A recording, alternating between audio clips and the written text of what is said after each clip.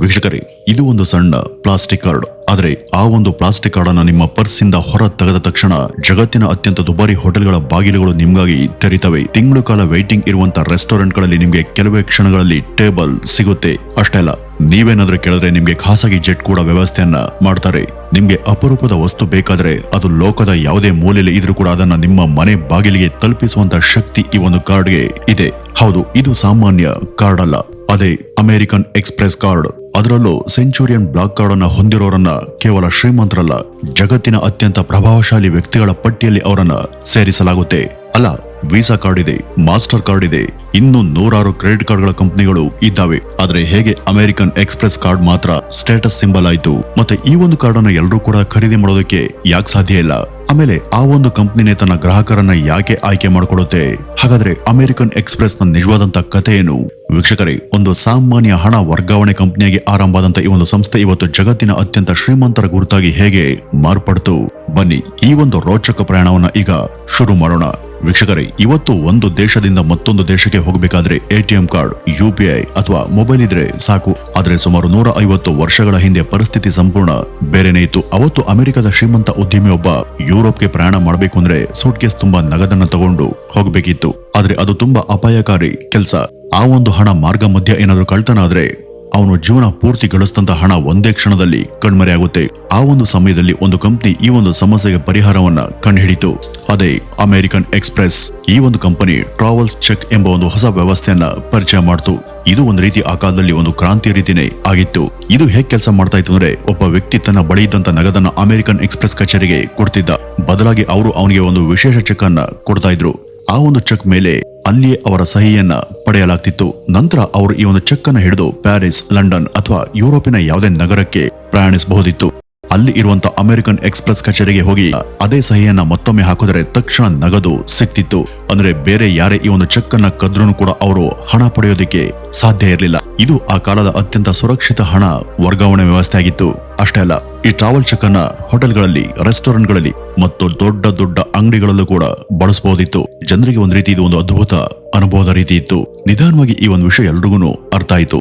ಜನ ಹಣವನ್ನ ನಂಬೋದಕ್ಕಿಂತ ಕೂಡ ಈ ಅಮೆರಿಕನ್ ಎಕ್ಸ್ಪ್ರೆಸ್ ಕಂಪನಿಯನ್ನ ನಂಬೋದಕ್ಕೆ ಶುರು ಮಾಡಿದ್ರು. ಅಲ್ಲಿಂದಲೇ ನೋಡಿ ಈ ಒಂದು ಕಂಪನಿಯ ನಿಜವಾದಂತಹ ಸಾಮ್ರಾಜ್ಯ ಶುರುವಾಗಿದ್ದು. ಆಗ 1914ರ ಮೊದಲ ವಿಶ್ವಯುದ್ಧ ಶುರುವಾಗಿತ್ತು. ಯುದ್ಧದ ಬೆಂಕಿ ಇಡೀ ಯುರೋಪ್ ಅನ್ನ ಆವರಿಸಿತ್ತು. ಆ ಒಂದು ಸಮಯದಲ್ಲಿ ಸುಮಾರು 50,000 ಅಮೆರಿಕನ್ನರು ಯುರೋಪ್ನಲ್ಲಿ ಸಿಕ್ಕಾಕೊಂಡಿದ್ರು. ಅಲ್ಲಿ ಬ್ಯಾಂಕ್ಗಳೆಲ್ಲ ಮುಚ್ಚಲ್ಪಟ್ಟಿದ್ವು. ಹಣದ ವ್ಯವಹಾರ ನಿಂತಿತ್ತು. ಹೆಚ್ಚಿನ ಬ್ಯಾಂಕ್ಗಳು ನಮ್ಮಿಂದ ಏನು ಕೂಡ ಮಾಡೋದಕ್ಕೆ ಸಾಧ್ಯ ಇಲ್ಲ ಅಂತ ಕೈಯನ್ನ ಚೆಲ್ಲಿದ್ವು. ಆದ್ರೆ ಅಮೆರಿಕನ್ ಎಕ್ಸ್ಪ್ರೆಸ್ ಮಾತ್ರ ಆ ರೀತಿ ಮಾಡಲಿಲ್ಲ. ತಮ್ಮ ಗ್ರಾಹಕರನ್ನ ಅವರು ಒಬ್ಬಂಟಿಯಾಗಿ ಬಿಟ್ಟಿರಲಿಲ್ಲ. ಯುರೋಪಿನ ವಿವಿಧ ನಗರಗಳಲ್ಲಿ ತಾತ್ಕಾಲಿಕ ಕಚೇರಿಗಳನ್ನ ತೆರೆದು ತಮ್ಮ ಗ್ರಾಹಕರಿಗೆ ನೇರವಾಗಿ ನಗದನ್ನ ವಿತರಿಸೋದಕ್ಕೆ ಶುರು ಮಾಡಿದ್ರು.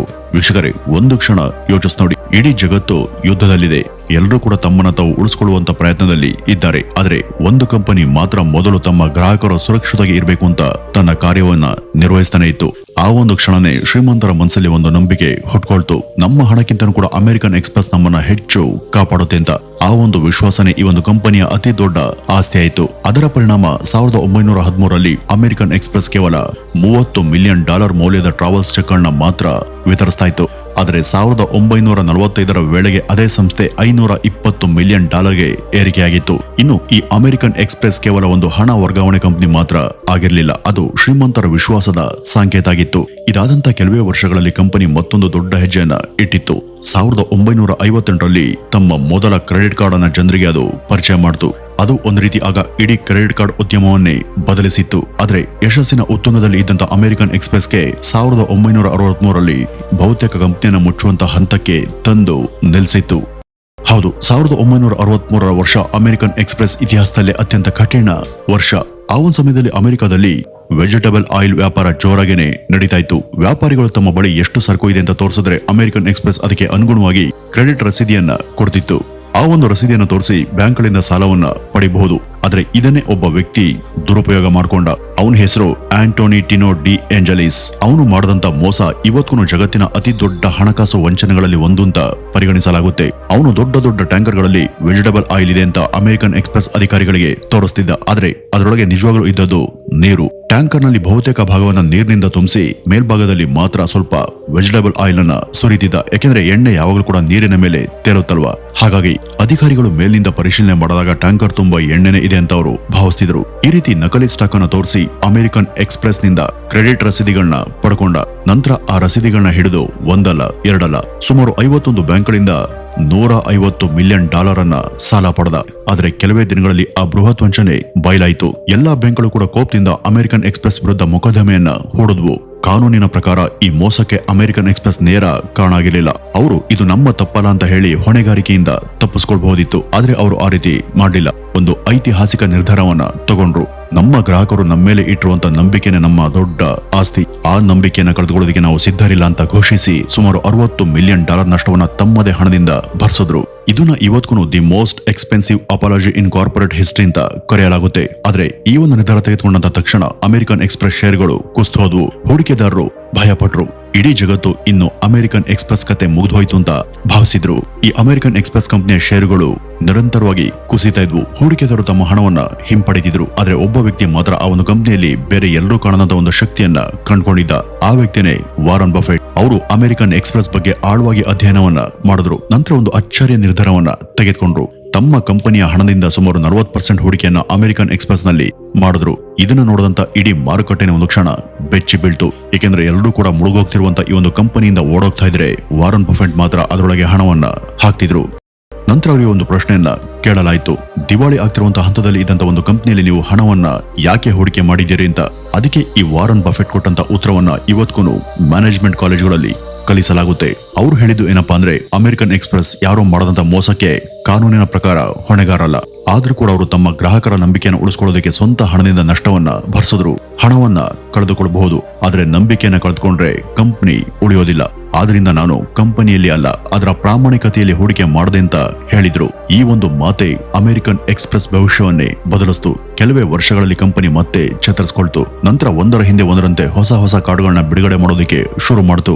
1966ರಲ್ಲಿ ಗೋಲ್ಡನ್ ಕಾರ್ಡ್, 1969ರಲ್ಲಿ ಗ್ರೀನ್ ಕಾರ್ಡ್, 1984ರಲ್ಲಿ ಪ್ಲಾಟಿನಂ ಕಾರ್ಡ್, ಕೊನೆಗೆ 1999ರಲ್ಲಿ ಜಗತ್ತಿನ ಅತ್ಯಂತ ಪ್ರತಿಷ್ಠಿತ ಕಾರ್ಡ್ ಆದಂತ American Express Centurion black card ಅನ್ನ ಪರಿಚಯ ಮಾಡಿತು. ಆದ್ರೆ ಈ ಒಂದು ಬ್ಲಾಕ್ ಕಾರ್ಡ್ ಬೇರೆ ಎಲ್ಲ ಕ್ರೆಡಿಟ್ ಕಾರ್ಡ್ ಗಿಂತ ಕೂಡ ಸಂಪೂರ್ಣ ವಿಭಿನ್ನವಾಗಿತ್ತು. ಅದು ಕೇವಲ ಒಂದು ಕಾರ್ಡ್ ಮಾತ್ರ ಅಲ್ಲ, ಒಂದು ಕ್ಲಬ್. ಆ ಒಂದು ಕ್ಲಬ್ಗೆ ಹಣ ಇದ್ರೆ ಸಾಕಾಗೋದಿಲ್ಲ. ಅದರ ಸದಸ್ಯರು ಯಾರೇ ಆಗ್ಬೇಕು ಅಂದ್ರೂ ಅಮೆರಿಕನ್ ಎಕ್ಸ್ಪ್ರೆಸ್ ಕಂಪನಿ ಸ್ವತಃ ಅವರನ್ನ ಆಯ್ಕೆ ಮಾಡಬೇಕು. ಆದ್ರೆ ಅದು ಇದರ ಜೊತೆಗೆ ಇನ್ನೂ ಕೂಡ ಒಂದು ದೊಡ್ಡ ನಿರ್ಧಾರವನ್ನ ತಗೊಳ್ತು. ನಾವು ಎಲ್ರಿಗಾಗಿ ಅಲ್ಲ, ಶ್ರೀಮಂತರಿಗಾಗಿ ಮಾತ್ರ ಅನ್ನುವಂತ ತಂತ್ರವನ್ನ ಅದು ಅನುಸರಿಸ್ತು. ಅದಕ್ಕಾಗಿನೇ ಅಮೆರಿಕನ್ ಎಕ್ಸ್ಪ್ರೆಸ್ ಕಾರ್ಡ್ ಅನ್ನ ಸ್ವೀಕಾರ ಮಾಡುವಂತ ಅಂಗಡಿಗಳಿಂದ ವೀಸಾ ಮತ್ತೆ ಮಾಸ್ಟರ್ ಕಾರ್ಡ್ ಗಿಂತನೂ ಕೂಡ ಹೆಚ್ಚು ಕಮಿಷನ್ ವಸೂಲಿಯನ್ನ ಮಾಡ್ತವೆ. ಆದ್ರೂ ದುಬಾರಿ ಬ್ರಾಂಡ್ಗಳು, ಐಷಾರಾಮಿ ಹೋಟೆಲ್ಗಳು, 5 ಸ್ಟಾರ್ ರೆಸ್ಟೋರೆಂಟ್ಗಳು ಆ ಕಮಿಷನ್ ಕೊಡೋದಕ್ಕೆ ಸಿದ್ಧವಾಗಿರ್ತವೆ. ಯಾಕೋತಾ? ಯಾಕೆಂದ್ರೆ ಅಮೆರಿಕನ್ ಎಕ್ಸ್ಪ್ರೆಸ್ ಕಾರ್ಡ್ ಅನ್ನ ಹಿಡಿದಂತ ಗ್ರಾಹಕರು ಸಾಮಾನ್ಯವಾಗಿ ಹೆಚ್ಚು ಖರ್ಚನ್ನ ಮಾಡೋರಾಗಿರ್ತಾರೆ. ಅಂದ್ರೆ ಹೆಚ್ಚು ಕಮಿಷನ್ ಅನ್ನು ಕೊಟ್ಟರು ಕೂಡ ಹೆಚ್ಚು ಆದಾಯ. ಇದೇ ಕಾರಣಕ್ಕೆ ಅಮೆರಿಕನ್ ಎಕ್ಸ್ಪ್ರೆಸ್ ಇವತ್ತಿಗೂ ಪ್ರಪಂಚದ ಅತ್ಯಂತ ಲಾಭದಾಯಕ ಕ್ರೆಡಿಟ್ ಕಾರ್ಡ್ ಅಂತ ಕರೆಸ್ಕೊಂಡಿದೆ. ಆದ್ರೆ ಇಲ್ಲಿ ಇನ್ನೂ ಕೂಡ ಒಂದು ವಿಷಯ ಇದೆ. ಈ ಅಮೆರಿಕನ್ ಎಕ್ಸ್ಪ್ರೆಸ್ ಕೇವಲ ವಹಿವಾಟನ್ನ ಮಾಡೋದಿಲ್ಲ, ತಮ್ಮ ಗ್ರಾಹಕರ ಜೀವನವನ್ನೇ ಇನ್ನಷ್ಟು ಐಷಾರಾಮಿಯಾಗಿ ಮಾಡುವಂತ ಸೇವೆಯನ್ನ ಕೊಡುತ್ತೆ. ಅದೇ ಕಾನ್ಸಿಯರ್ಜ್ ಸರ್ವಿಸ್. ಇದೇ ಸೇವೆ ಅಮೆರಿಕನ್ ಎಕ್ಸ್ಪ್ರೆಸ್ ಅನ್ನ ಉಳಿದಂತ ಎಲ್ಲಾ ಕ್ರೆಡಿಟ್ ಕಾರ್ಡ್ ಗಿಂತನೂ ಕೂಡ ಸಂಪೂರ್ಣ ವಿಭಿನ್ನವಾಗಿಸಿತ್ತು. ವೀಕ್ಷಕರೇ, 1984ರ ಸಮಯದಲ್ಲಿ ಇವತ್ತು ಇರುವಂತೆ ಮೊಬೈಲ್ಗಳು ಇರಲಿಲ್ಲ, ಇಂಟರ್ನೆಟ್ ಇರಲಿಲ್ಲ. ಒಂದು ಹೋಟೆಲ್ ಅನ್ನ ಬುಕ್ ಮಾಡಬೇಕು ಅಂದ್ರೂ ಕೂಡ ಒಬ್ಬ ಟ್ರಾವೆಲ್ ಏಜೆಂಟ್ಗೆ ಕರೆ ಮಾಡಬೇಕಿತ್ತು. ಫ್ಲೈಟ್ ಟಿಕೆಟ್ ಬೇಕಾದ್ರೂ ಕೂಡ ಬಹಳ ಸಮಯ ಕಳೆಯಬೇಕಾಗಿತ್ತು. ಆಗ ಅಮೆರಿಕನ್ ಎಕ್ಸ್ಪ್ರೆಸ್ ಒಂದು ಹೊಸ ಸೇವೆಯನ್ನ ಶುರು ಮಾಡಿತು. ಅದೇ ಈ ಕಾನ್ಸಿಯರ್ಜ್ ಸೇವೆ. ಇದು ಸಾಮಾನ್ಯ ಕಸ್ಟಮರ್ ಕೇರ್ ಅಲ್ಲ, ಇದು ನಿಮ್ಮ ವೈಯಕ್ತಿಕ ಸಹಾಯಕನಂತೆ ಕೆಲಸ ಮಾಡುವಂತ ಸೇವೆ. ಒಬ್ಬ ಅಮೆರಿಕನ್ ಎಕ್ಸ್ಪ್ರೆಸ್ ಗ್ರಾಹಕ ಒಂದು ಫೋನ್ ಕರೆ ಮಾಡಿದ್ರೆ ಸಾಕು, hotel booking, flight booking, restaurant reservation, car ವ್ಯವಸ್ಥೆ, ಪ್ರಯಾಣದ ಸಂಪೂರ್ಣ ಯೋಜನೆ ಎಲ್ಲವನ್ನು ಕೂಡ ಅಮೆರಿಕನ್ ಎಕ್ಸ್ಪ್ರೆಸ್ ತಂಡನೇ ನೋಡ್ಕೊಳ್ಳುತ್ತೆ. ಕಾಲಕ್ರಮೇಣ ಈ ಒಂದು ಸೇವೆಯನ್ನ ಇನ್ನೂ ದೊಡ್ಡ ಮಟ್ಟಕ್ಕೆ ಆ ಒಂದು ಕಂಪನಿ ತೆಗೆದುಕೊಂಡು ಹೋಯಿತು. ಗ್ರಾಹಕ ಏರ್ಪೋರ್ಟ್ಗೆ ಇಳಿದಂತ ಕ್ಷಣದಿಂದ ಮತ್ತೆ ವಾಪಸ್ ಏರ್ಪೋರ್ಟ್ಗೆ ಹೋಗೋವರೆಗೂ ಆತನಿಗೆ ಬೇಕಾದಂತ ಪ್ರತಿಯೊಂದು ವ್ಯವಸ್ಥೆಯನ್ನು ಕೂಡ ಅಮೆರಿಕನ್ ಎಕ್ಸ್ಪ್ರೆಸ್ ಮಾಡೋದಕ್ಕೆ ಶುರು ಮಾಡ್ತು. ಇಲ್ಲಿಂದಲೇ ನೋಡಿ, ಅಮೆರಿಕನ್ ಎಕ್ಸ್ಪ್ರೆಸ್ ಕೇವಲ ಒಂದು ಕ್ರೆಡಿಟ್ ಕಾರ್ಡ್ ಕಂಪನಿಯಾಗಿ ಇರಲಿಲ್ಲ, ಅದು ಶ್ರೀಮಂತರ ಜೀವನ ಶೈಲಿಯ ಒಂದು ಭಾಗ ಆಯಿತು. ಇದರ ಪರಿಣಾಮ ಅಮೆರಿಕನ್ ಎಕ್ಸ್ಪ್ರೆಸ್ ಕಾರ್ಡ್ ಹೊಂದಿರೋರು ಯಾವುದೇ ಪ್ರೀಮಿಯಂ ರೆಸ್ಟೋರೆಂಟ್ಗೆ ಹೋದ್ರೂ ಕೂಡ ಗಂಟೆಗಟ್ಟಲೆ ಕಾಯ್ಬೇಕಿರಲಿಲ್ಲ.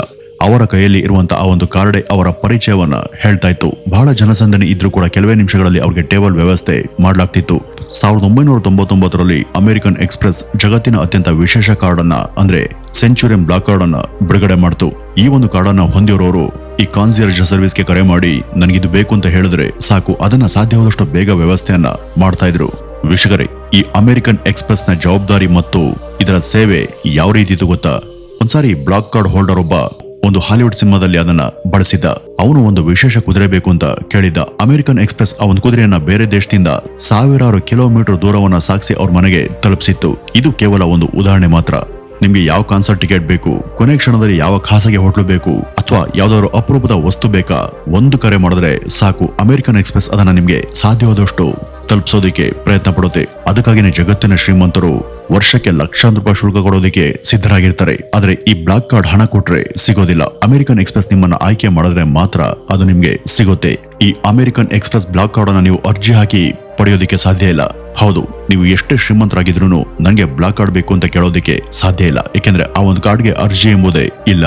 ಅಮೆರಿಕನ್ ಎಕ್ಸ್‌ಪ್ರೆಸ್ ಸ್ವತಃ ನಿಮ್ಮನ್ನ ಆಯ್ಕೆ ಮಾಡಿದ್ರೆ ಮಾತ್ರ ನಿಮ್ಗೆ ಆಹ್ವಾನ ಸಿಗುತ್ತೆ. ಇನ್ನು ನಿಮ್ಗೆ ಆಹ್ವಾನ ಬರಬೇಕು ಅಂದ್ರೆ ನೀವು ಈಗಾಗಲೇ ಅಮೆರಿಕನ್ ಎಕ್ಸ್‌ಪ್ರೆಸ್ ಗ್ರಾಹಕರು ಆಗಿರ್ಬೇಕು. ವರ್ಷಗಳಿಂದ ಅತ್ಯುತ್ತಮ ಪೇಮೆಂಟ್ ಹಿಸ್ಟ್ರಿಯನ್ನ ಹೊಂದಿರಬೇಕು. ಒಂದು ಅಂದಾಜಿನ ಪ್ರಕಾರ ವರ್ಷಕ್ಕೆ $5 ಲಕ್ಷ ಕೂಡ ಹೆಚ್ಚು ಖರ್ಚನ್ನ ಮಾಡುವಂತ ಗ್ರಾಹಕರಾಗಿರ್ಬೇಕು. ಅಷ್ಟೇ ಅಲ್ಲ, ನಿಮ್ಮ ಆದಾಯ, ನಿಮ್ಮ ಖರ್ಚು ಮಾಡುವಂತ ಸಾಮರ್ಥ್ಯ, ನಿಮ್ಮ ಬ್ಯಾಂಕಿಂಗ್ ಇತಿಹಾಸ ಇವೆಲ್ಲವನ್ನು ಕೂಡ ಅಮೆರಿಕನ್ ಎಕ್ಸ್‌ಪ್ರೆಸ್ ಪರಿಶೀಲನೆ ಮಾಡುತ್ತೆ. ಒಂದ್ ಪಕ್ಷ ಇವೆಲ್ಲವೂ ಇದ್ರೂ ಬ್ಲಾಕ್ ಕಾರ್ಡ್ ನಿಮ್ಗೆ ಸಿಗುತ್ತೆ ಎಂಬ ಖಾತ್ರಿ ಕೂಡ ಇಲ್ಲ.